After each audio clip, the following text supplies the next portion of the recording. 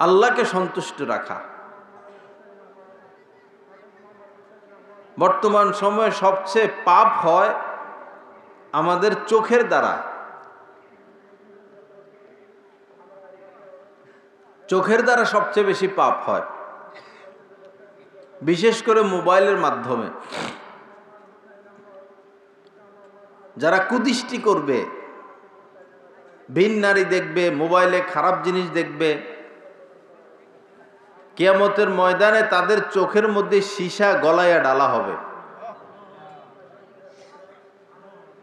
যারা মোবাইলে টেলিভিশনে খারাপ জিনিস দেখবে, রাস্তাঘাটে ভিন নারীদেরকে দেখবে, চাচতো বোনকে দেখবে, মামতো বোনকে দেখবে, ভাবির সাথে পর্দা করবে না, চাচি মামির সাথে পর্দা করবে না,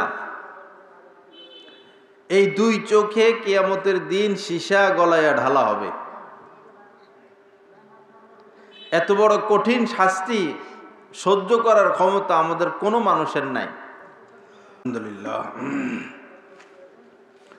চোখ দ্বারা সবচেয়ে বেশি পাপ হয়। কোরআনে কারীমের মধ্যে আল্লাহ পাক বলেছেন, কুল্লিল মুমিনিনা ইয়াগুদ্দু মিন আবসারিহিম।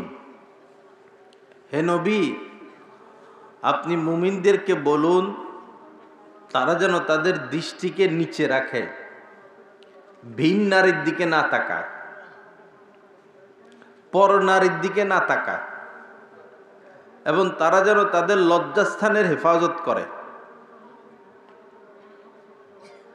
যে এই ছবি তুলবেন না ভাই, যে কুদৃষ্টি করে, যার চোখ খারাপ, তার লজ্জাস্থানও ঠিক থাকে না, সে লজ্জাস্থানের পাপেও লিপ্ত থাকে। আমাদের যে যুবক ছেলেরা ঘন্টাকে ঘন্টা ফেসবুক চালায়, এরা ভালোটাও দেখে খারাপটাও দেখে, যেটা আসে সেটাই দেখে। এই খারাপ জিনিসগুলো দেখার কারণে ওরা মসজিদমুখী হচ্ছে না, ইবাদতমুখী হচ্ছে না, হচ্ছে পাপমুখী। যেই ছেলেই মোবাইলের পাপে লিপ্ত থাকবে, সেই ছেলেই গোপন পাপেও লিপ্ত থাকবে।